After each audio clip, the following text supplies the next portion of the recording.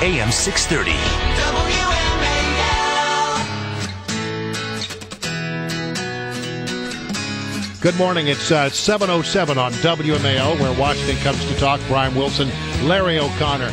Coming up at 8:05, we'll be joined by Senator Rand Paul as he reviews what the president has to say and the path forward now in Syria. Good morning to you, Larry O'Connor. Good morning to you, Brian Wilson, and good morning to Mary Katharine Ham, who joins us right now. MK Ham, always good to have you waking up early again, Mary Katharine. Hey, guys.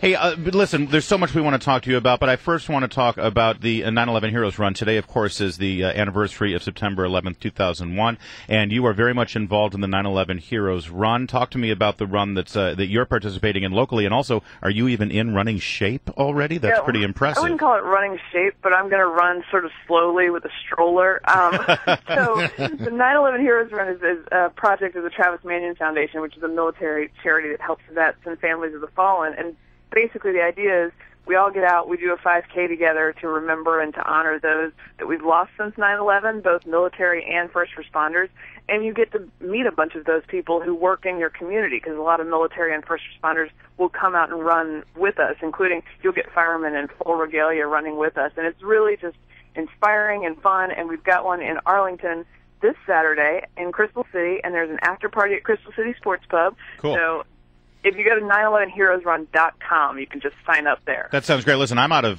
town this week, but Wilson, you can run a 5K. Anyone can run a 5K. I think you should get out there. Well, and you know what? You don't even have to run. Just come and like walk along with me with the stroller. Yeah, hang out, see the little baby ham. Is helpful at 911heroesrun.com. All right, thanks for that, Mary Katharine. And in the meantime, I know that you were busy watching the president's speech last night on Syria. It was a remarkable address to the nation. This was Shep Smith's reaction to it. The Russians are going to help us make peace now. It's going to be awesome. Is it going to be awesome, Mary Katharine?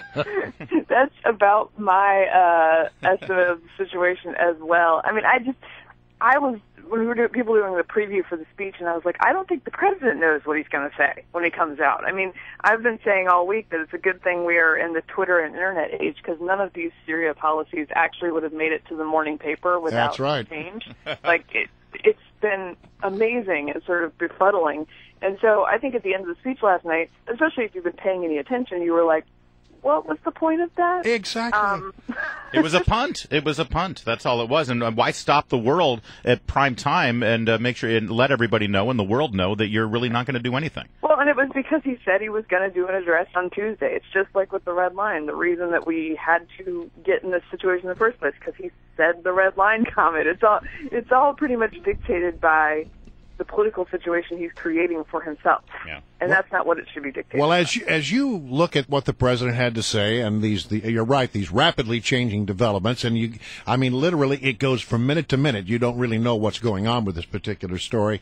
As you look at this, what is going to happen now? I mean, I'm so unclear about what our policy is and what we want to accomplish.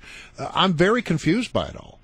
Yeah, I mean, I think we're going to get worked over by the Russians a little bit more. I mean, Putin is basically trolling us with the, turning down the UN Security Council thing, and I think whatever resolution obviously comes out is going to be so watered down that it won't matter.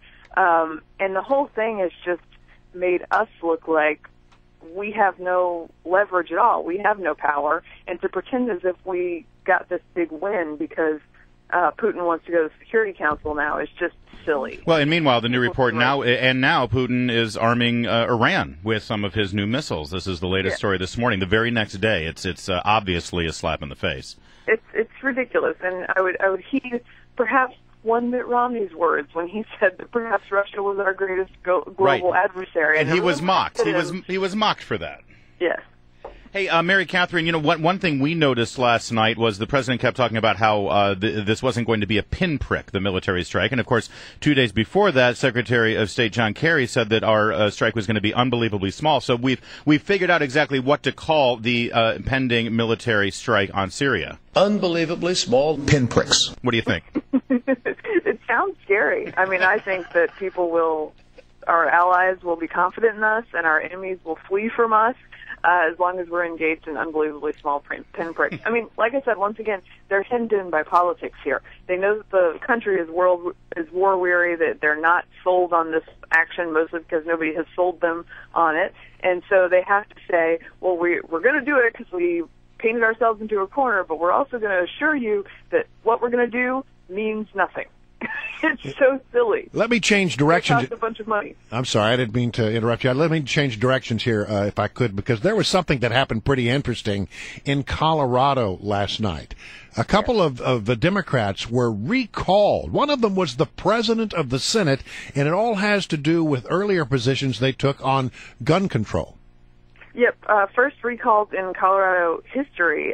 They've had the law since 1912, but nobody's actually been recalled, and this is swift and direct retribution for gun control laws. That's what this is. The guy who was president of the Senate, Mr. Morse, he led the way on this stuff. He's a Colorado Springs Democrat, and a couple just regular folks decided, you're going to pay the price for this. And I think people in swing states, legislators in swing states, will think twice about gun control laws in the future. Democrats fooled themselves into thinking this was a winning issue for a couple of months, and it's just not. People are not on the same side as they are.